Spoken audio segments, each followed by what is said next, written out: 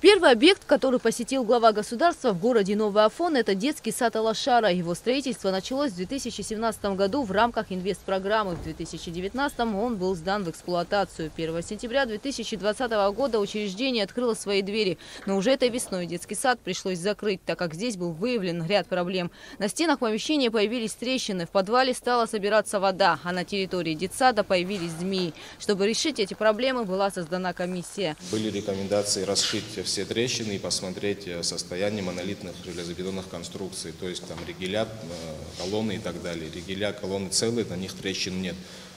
Трещины были по заполнениям, там, по штукатурке и так далее. Ну, есть предположение, что небольшую усадку садик дал, но сейчас такая динамика не наблюдается. Подрядчик сейчас доделывает работы. В принципе, и будем наблюдать динамику, поставим пломбы на этих местах.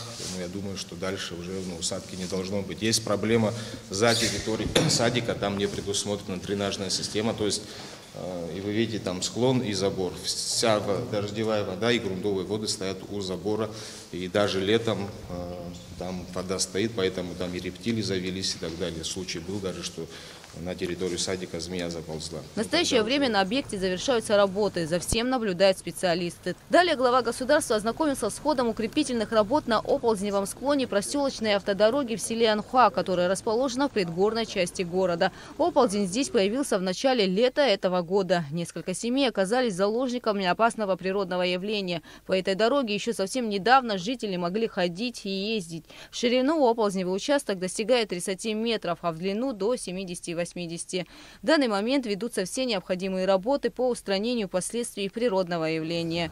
Президента приветствовали местные жители. Вы, грубо говоря, вбурились в твердые породы сваями, в коренные грунты, и таким образом предполагается, что история будет приостановлена. Так? Абсолютно верно. Но есть одна проблема еще, которая ниже, язык этого ползневого участка ползет дальше. К 4 домам на сегодняшний день нет вообще подхода, ни дороги, ничего. Они через оползневой участок. Вы имеете в виду тот язык, который останется за подпорной? Да, за подпорной. А он дальше ползет, да? Ползет тихо-тихо, да. Тихо. И что там по дороге, скажем так, по курсу? Живут люди, да? Люди живут, да, 3 хозяйства. Лимит финансирования работ более 20 миллионов рублей. Уже профинансировано более 5 миллионов рублей. Работы будут проходить в 2 этапа. Оползневый участок укрепляется 2 параллельными подпорными стенками. Все работы идут в соответствии с графиком. Президент также ознакомился с ходом работ по капитальному ремонту разводящих сетей и капремонта системы водоотведения в Новом Афоне. Работы проводятся в рамках инвестиционной программы на 2020-2022 годы. Здесь замена водопроводных сетей в городе Новый Афон. Генеральный подрядчик у нас Афонский водоканал. Сметная стоимость порядка 100 миллионов рублей. В лимите 2021 года у нас 26 миллионов и 4 километра 600 метров водопроводных труб, которые они уже отработали. В принципе, 17 миллионов мы им заплатили уже, остальная сумма в заявках. Вот ожидаем, что мы им оплатим. Работы они не останавливают, уже в объем 2022 года скоро начнут выполнять. Все идет по графику, да? Да, все по графику, отставаний нет. Президент подвел итоги инспекции по объектам, отметив, что дает им удовлетворительную оценку. Аслан Бжания добавил, что, как и жители Афона, обеспокоен ситуацией в селе Анхуа, но работы там ведутся активно и постепенно проблема будет решена. Это обстоятельство непредвиденное, пришлось изыскать средства на проектирование, сейчас приступили к работам. Я думаю, что проблема данная выкатить бахот. Далее в стенах администрации Нового Афона прошло совещание с главой города Тимуром Мотерба. Он проинформировал главу государства о состоянии дел в городе. За весь период по городу Новый Афон переболевших 747 человек.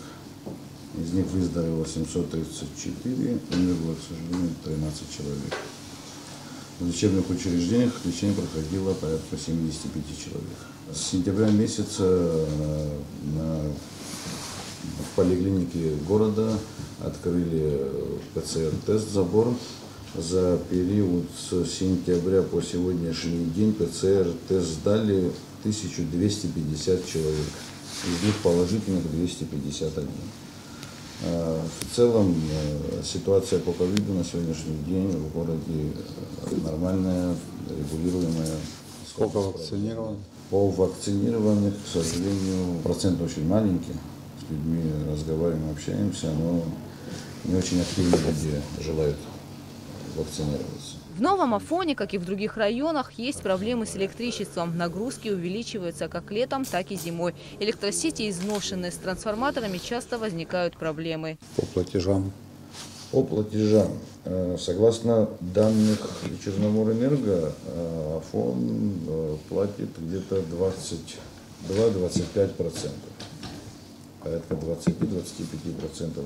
Ну, сейчас ведем работу с населением по оплате. Разговаривали, у нас есть представитель от Черноморэнерго, который ходит и взимает плату. Сейчас мы туда дополнительно еще дали человека, чтобы это как бы более активно пошло. Ну, надеюсь, что сейчас, по крайней мере, последний месяц наблюдается рост. Ну, 25% это очень маленькая цифра. Это никуда не годится. Надо будет сделать все для того, чтобы выйти к цифре 75. Тимур Оторва добавил, что в городе есть ряд проблем, которые администрация не может решить самостоятельно. Например, дворец культуры, который на сегодняшний день в полной мере не может функционировать. Дело в том, что электричество в здании подается по временной схеме. Так изначально было предусмотрено в смете.